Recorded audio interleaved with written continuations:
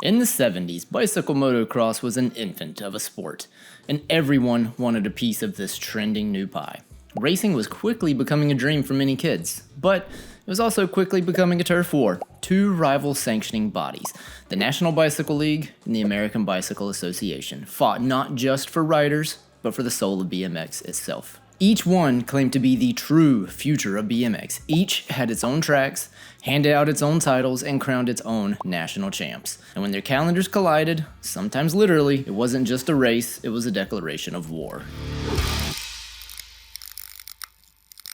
Hello again, my name is Cam. If you are new to the channel, we kind of explore the hidden history of a lot of things. So today we are going over the turf war that was the ABA and the NBL. If you like this kind of content, the way you can help the channel so I can continue doing this, you know the drill, like, subscribe, share the video, comment below. All of that stuff greatly helps the channel. Now, I'm going to preface this video. There is a massive amount of information. I found out a lot of this information from forums, from not what I'm not going to say unreputable sources, but I couldn't follow it up. So I'm trying to stick to a lot of the facts here, but I want to give the general overview, the feeling of that time period in the 80s. If you were there, please, by all means, down below, comment your experience with this feud war.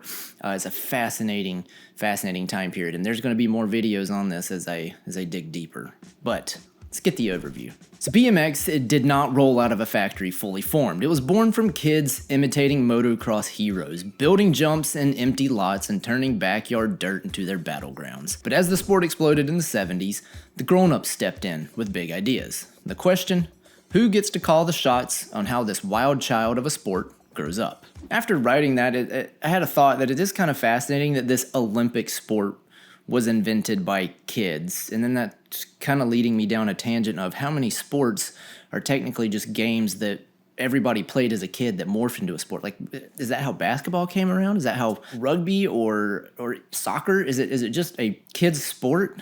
You know, something that we did for fun that just evolved where we wanted to keep doing it as adults?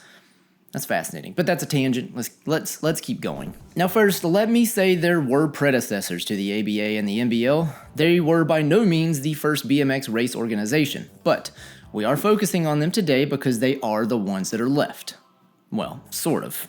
Little background. Let's start with the NBL, the elder statesman of the feud. Back in '74, George Edward Esser, a Florida-based motocross promoter who'd been slinging dirt bike races, saw potential in this pedal-powered knockoff. His sons, Brian and Greg, were already tearing up local BMX tracks, and George wasn't thrilled about the ragtag, unsanctioned chaos that he was found himself in. So he bolted a bicycle division onto his existing National Motorcycle League, calling it the National Bicycle League. The first official NBL race, January 26, 1974. Greg Esser snagged the win in the 14 and over class, kicking off what would become a family legacy. But by February 1976, it was so successful that he spun it off on its own independent non-profit beast, headquartered in Deerfield Beach, Florida, with a democratic twist. Riders and track operators got a real say through competition Congress meetings, similar to like a pedal parliament. NBL vibes were East Coast strong, family run and grassroots all the way, like that neighborhood barbecue where everyone chips in. But around the very same time, a guy by the name of Merle Meninga, I think that's correct. You'll correct me. He was running a track at the time, and it's a very similar story. His kids were into BMX. He thought he could run a track better. It's oddly similar. Anyway, Bill Hemrick, again, correct me. He was the head of IBMX, International BMX. He was holding a national event in Colorado where the top 50 points riders in the IBMX got a paid trip to the national event. IBMX was supposed to send a bus, pick up the riders. Everyone was excited. And, well, the bus that was supposed to pick the kids up just never showed. All the parents were there standing around. They were supposed to follow behind the bus. It was a big ordeal. And Merle was left standing there thinking, what am I going to do? What am I going to do? Everyone's looking at me for answers. There's a bunch of disappointed kids. There's no bus. So Merle decided to call Bill. No surprise, no answer. Merle then called the bus company, and they had no record of any bus even coming to their location. So Merle paid his own way, got his own bus that chartered the kids to Colorado. So I got that bus chartered, and I personally paid for it. And we got the kids on the bus. We got to Colorado, and Bill was sitting up on top of a motorhome, announcing a race that was going on of some sort. I said, well, Bill, I got my kids here. How do we get involved? He looked at me and his eyes got real big. I said, Bill, I'm going to go home and I'm going to start me a BMX sanction, and you're the first one I'm going to marry. And that's where ABA started. And thus enters the ABA. The brash upstart with West Coast swagger. On August 30th, 1977, Merle Meninga, a track operator with a vision for turning BMX into a polished spectacle, teamed up with Gene Rodden to launch the American Bicycle Association out of Gilbert, Arizona. Meninga took the president's chair until around 85, and Rodden was VP until 82.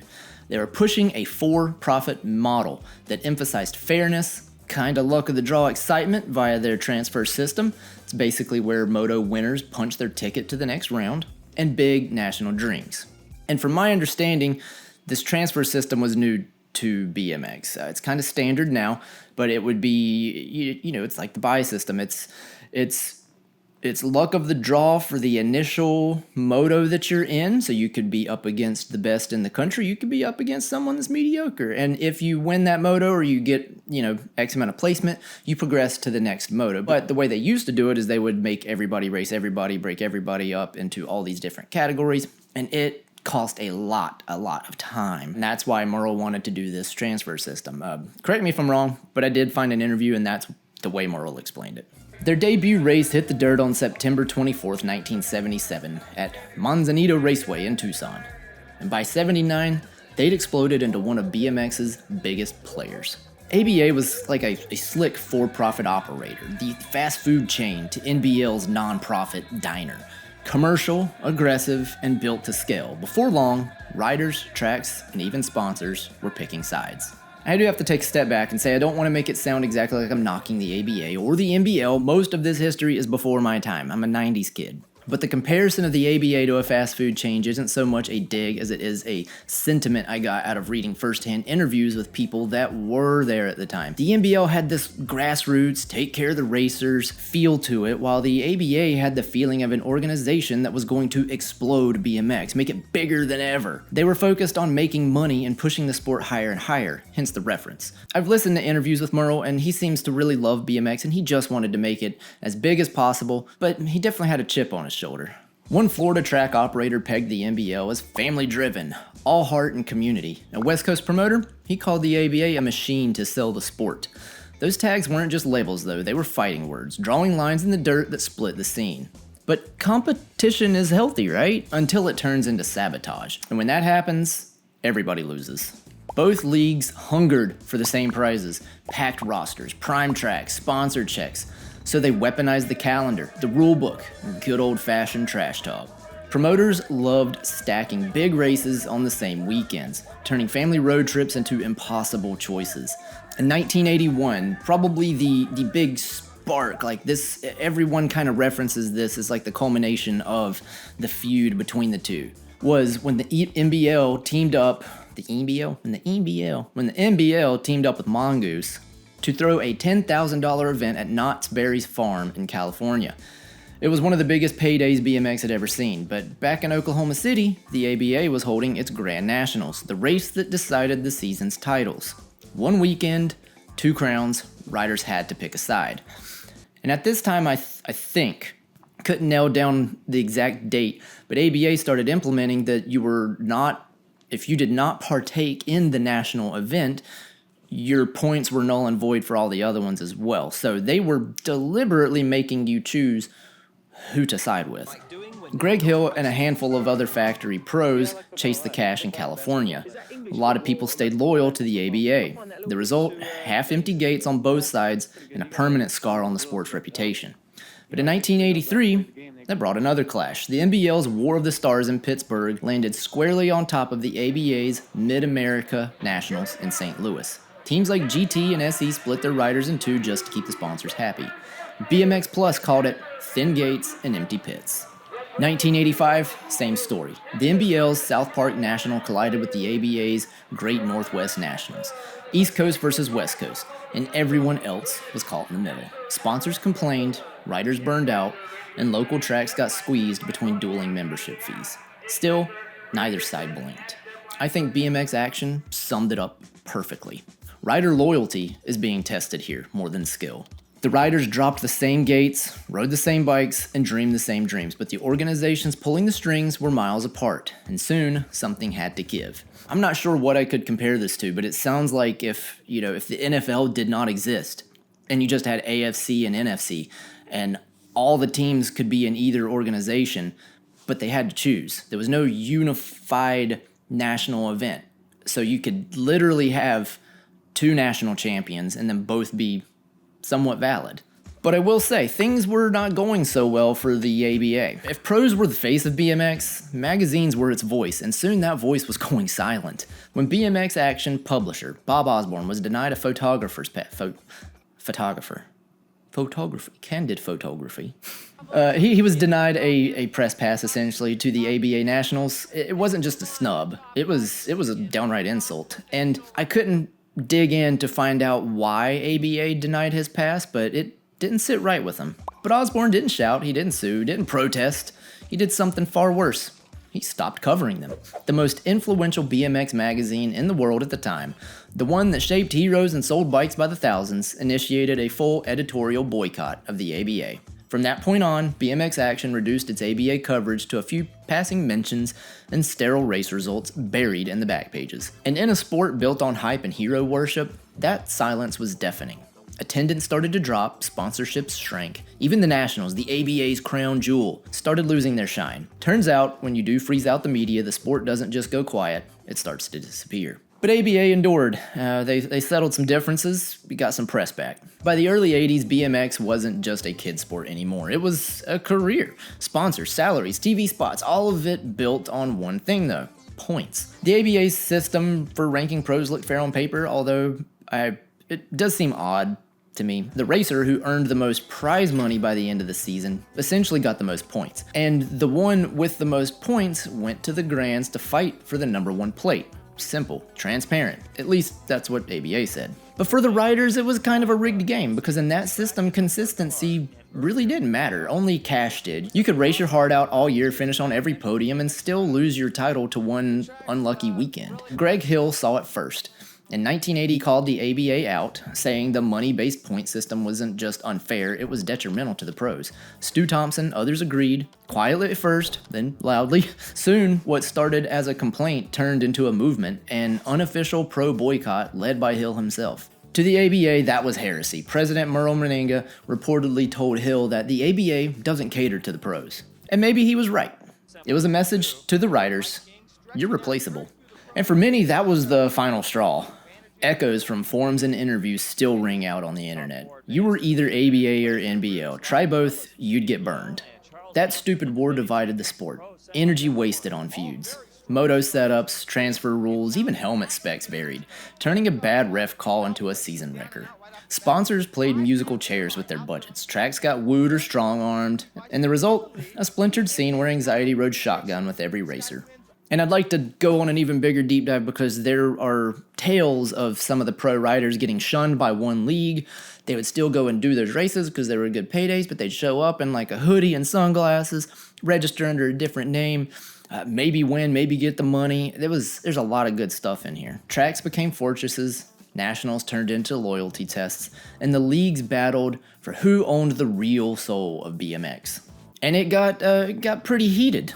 Someone apparently reported Merle for assault, only to drop the charges after he was arrested. It's like swatting, but in the 80s. And the takeover of ABA? That deserves an entire video. We'll get to that. But for the sake of a shorter video and sticking with the original founders of these organizations, we're going to push ahead. And wars don't last forever. Time, money, and evolution force truces. As BMX hit the 90s, Merle had sold the ABA at the time, and in the 2000s, rising costs, shifting memberships, and the Olympic glow-up just kind of strained both sides. The NBL buckled under financial woes, while the ABA pushed for unity. BMX was no longer the giant that it was in the 80s, where there was room for multiple organizations. The NBL was struggling, and if BMX as a sport was to survive, there had to be unity. In 2011, after a letter of agreement, the ABA absorbed NBL's assets, birthing USA BMX. A single banner for rules, races, and dreams. It promised stability, but for some, it was like watching your scrappy underdog get swallowed by the corporate beast. Blogs buzzed with mixed vibes. Thrill over no more calendar chaos, but sorrow as NBL's board dissolved. One sanction means new sponsors. Unified titles, positive. But what scars did this civil war leave? A tougher sport forged in fire. Riders who learned politics sting as hard as a bad crash. And a streamlined setup that launched BMX onto Olympic podiums, with US riders snagging medals left and right. The NBL and ABA clash was ugly, messy, petty, like siblings brawling over the last cookie, but damn if it didn't build muscle, spin epic tales, and force BMX to evolve. Again, this video is probably already too long, but there's so much info, I had to just give a big blanket overview before we start progressing into some of these other stories. Kind of a background to show you the big feud between these two companies. And hindsight's 2020, me looking at it from a big third-party perspective kind of thing, it would have been great if both of them could have came together, and which they kind of did in the end, but I think there is a place for organizations, or there was at the time, for an ABA and an NBL to work together and both have a unified title. So I hope you enjoyed. I am looking for sponsors to partner with. I've got some upcoming projects that I'm probably going to have to fund myself. And if you want to sponsor a video, get in contact with me below. It's you can go to my Instagram, or there is an email contact page down below. Just get in contact with me. If you notice, I stopped doing sponsored videos because this whole YouTube thing is a passion project for me. And I don't want to put sponsors that I have no idea what they produce or who they are. They're just offering me money on this channel. I want to keep it relevant. So if anybody out there would like to sponsor a video, get in contact with me. Other than that, I love you all. Yeah, hopefully I'll see you all soon. All right, bye-bye.